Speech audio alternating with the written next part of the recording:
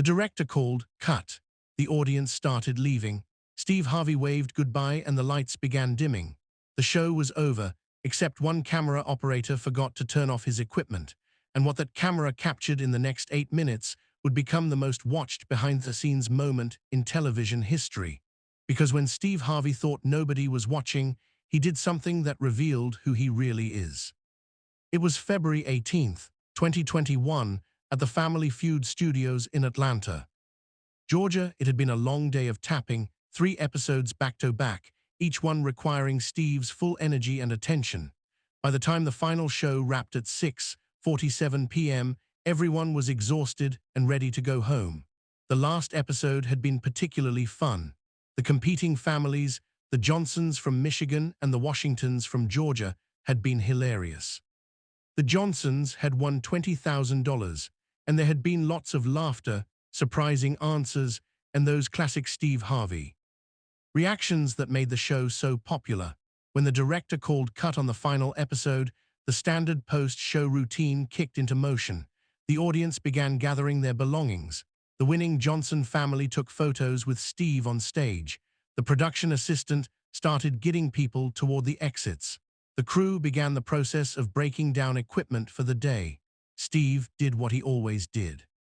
He stayed on stage for a few extra minutes, shaking hands with audience members as they filed out, taking selfies, signing autographs. He was tired, but he never rushed this part. These people had come to see him, had waited hours for this experience, and he made sure every single person who wanted a moment with him got one. After about 10 minutes, the studio was mostly empty. Just a few crew members remained, coiling cables and securing equipment. Steve waved to the crew, called out, "Great job today, everybody," and started walking toward the stage exit that led to his dressing room. That should have been the end of the story. Steve would have gone to his dressing room, changed out of his suit, and gone home to his family. The crew would have finished packing up. The studio would have gone dark. Just another successful day of filming Family Feud. But Marcus Chen, the camera operator on camera 3, was having equipment issues. His camera had been acting up all day, and he was trying to diagnose the problem before packing it away. He'd powered it down and restarted it twice, but something was still off, so he left it running, pointing vaguely toward the stage while he went to get tools from the equipment case. Marcus didn't realize that his camera was recording, and because he had stepped away, he didn't notice when something unusual began happening on stage. Steve Harvey had stopped walking. He was standing at the edge of the stage, looking out into the now nearly empty audience seating. His posture had changed. The energetic, performative stance was gone, replaced by something more still, more attentive. In the third row, someone was still sitting. A woman, probably in her late 60s, was hunched over in her seat. Her shoulders were shaking. She was crying. Most of the crew didn't notice her. They were focused on their equipment, their tasks, ready to finish and go home. But Steve Harvey noticed, and camera 3, forgotten and still recording, captured what happened next. Steve didn't call out to the woman. He didn't signal to a production assistant to check on her. Instead, he quietly walked back across the stage, down the stage steps, and up the aisle toward where the woman sat. The walk took about 15 seconds.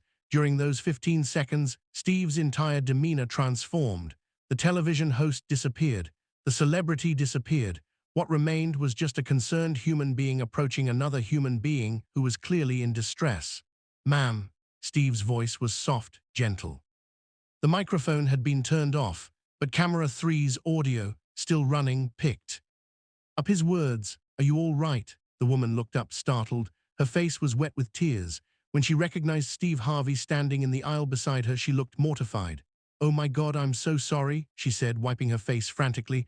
"I'm so sorry. I don't know why I'm still here. I should go. I'm so sorry." She started gathering her purse, clearly embarrassed to be seen like this, especially by Steve Harvey. Hey. Steve said, sitting down in the seat next to her. "You don't need to apologize, and you don't need to leave until you're ready. What's going on? Why are you crying?" The woman, her name was Dorothy Kellerman, though Steve didn't know that yet, looked at him with surprise. She seemed unable to believe that Steve Harvey was sitting next to her, asking her what was wrong. Dorothy's voice broke. "I just needed this today. I needed to laugh. I needed to feel joy. In watching the show, being here, it was the first time in months that I felt anything except sadness." Steve's expression softened even more. He leaned in slightly, giving her his complete attention. Why months? What happened? Dorothy took a shaky breath. My husband died 4 months ago, cancer. We'd been married for 43 years. We watched your show every night during his treatment. It was the one thing that could still make him laugh even when he was in pain. He loved you. He loved your show. Steve closed his eyes for a moment. When he opened them, they were wet. I'm so sorry, he said quietly. 43 years. That's a beautiful life together. It was, Dorothy said, crying harder now. It really was. And I know I should be grateful for the time we had. Everyone tells me that. But I miss him so much. The house is so quiet. Everything reminds me of him. I got these tickets 3 months ago, thinking maybe coming here would help, that maybe if I came to the place that made him laugh, I'd feel close to him again. And did you? Steve asked. Did you feel close to him? Dorothy nodded. I did. The whole show I kept thinking about how he would have loved it, how he would have been laughing at the answers, how he would have squeezed my hand during the exciting parts. And then it ended, and everyone was leaving, and I realized I had to go back to that quiet house, back to being alone, and I couldn't make myself stand up. Steve sat with that for a moment. The studio was almost completely empty now. A few crew members were still working in the far corners. But nobody was paying attention to the conversation happening in row 3. Dorothy, Steve said he'd asked her name during her story. Can I tell you something? She nodded, wiping her eyes. Grief is love with nowhere to go. Steve said, when you lose someone you love that much, all that love you have for them doesn't disappear. It's still there. It's still real. And it hurts because you can't give it to them anymore. But that doesn't mean the love was wasted. That doesn't mean you're 43. Years weren't worth every second of this pain you're feeling now. Dorothy's tears came harder, but she was listening. And your husband, Steve continued, he's not in that quiet house. He's in your heart. He's in your memories. He's in the fact that you came here today because you knew it would make you think of him. That's not absence. That's presence. That's love that transcends death. Steve reached over and took Dorothy's hand. I know it hurts. I know. The house is quiet. I know everything feels different. But you're still here. You're still living. And part of living is learning to carry the people we've lost with us while we keep moving forward. Dorothy squeezed his hand. How do you do that? How do you carry them and move forward at the same time? Steve thought for a moment. You honor them. You live in a way that would make them proud. You find moments of joy like coming here today, and you let yourself have them without guilt. And you remember that love doesn't end just because life does. They sat together in silence for a minute. The crew had finished their work and was starting to leave. Marcus Chen, the camera operator, came back to collect camera 3 and realized with shock that it had been recording the entire time. He started to turn it off, then stopped, watching what was unfolding on his small monitor. Can I pray with you? Steve asked Dorothy. She nodded, crying again, but in a different way now, not from despair, but from gratitude. Right there in row 3 of the Family Feud studio, Steve Harvey held Dorothy Kellerman's hand and prayed. He prayed for her healing. He prayed for her strength. He prayed for her to feel her husband's love surrounding her. He prayed for her house to not feel so empty. He prayed for joy to find its way back into her life. When he finished, Dorothy was crying but smiling. Thank you, she whispered. Thank you so much. You have no idea what this means to me.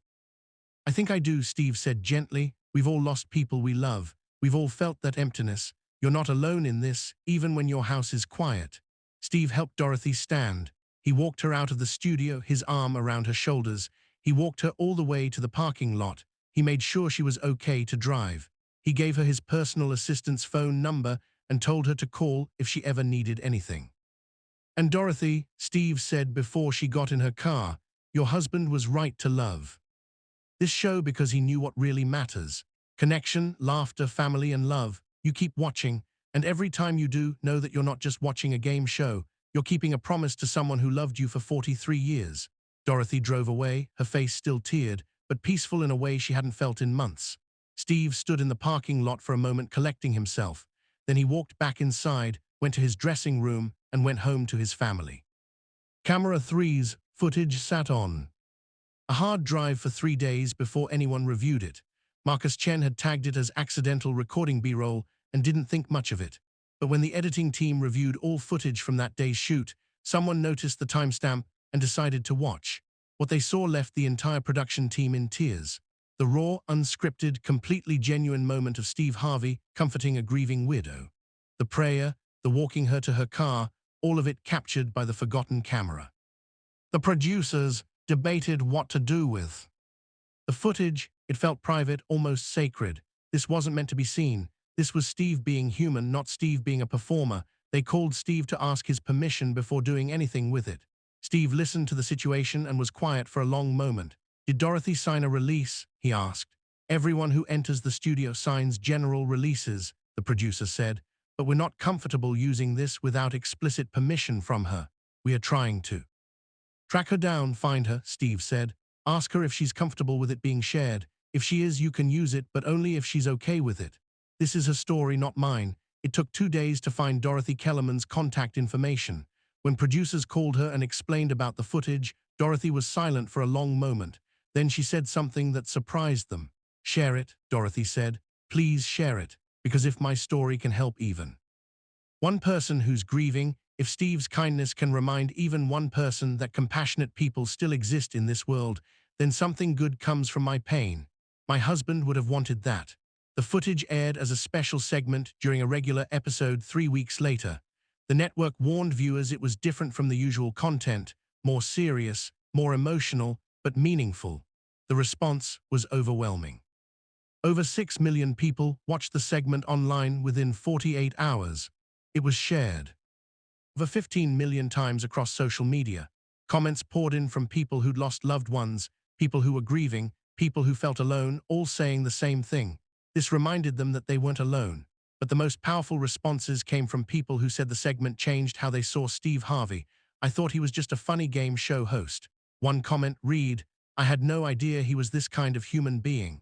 This is who he is when he thinks nobody's watching. That's the measure of a person. Dorothy Kellerman appeared on the show 2 months later as a special guest. She looked different, healthier, more peaceful. She told Steve that after their conversation, she'd joined a grief support group. She'd started volunteering at a hospice center. She'd begun rebuilding her life while honoring her husband's memory. You told me that love doesn't end when life does, Dorothy said to Steve on camera. That gave me permission to keep loving my husband while also learning to live. Again, you saved me that day. You literally saved my life. Steve hugged her while audience members cried. You saved yourself, he told her. You had the courage to come back to life. I just reminded you that you could.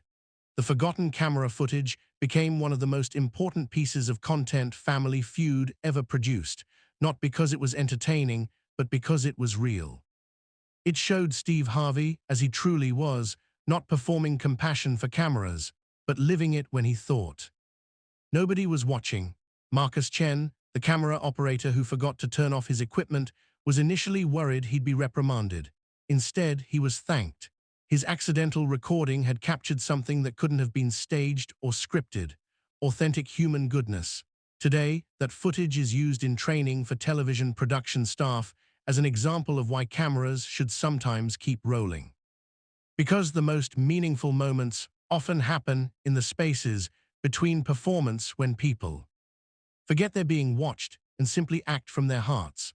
The story of Steve Harvey and Dorothy Kellerman reminds us that character is what you do when you think nobody's looking, that the measure of a person isn't in their public moments, but in their private acts of kindness, and that sometimes the most important television isn't the show itself, but what happens when someone thinks the show is over.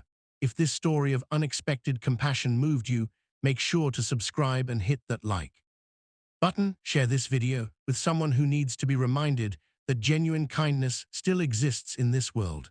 Have you ever witnessed someone being kind when they thought nobody was watching?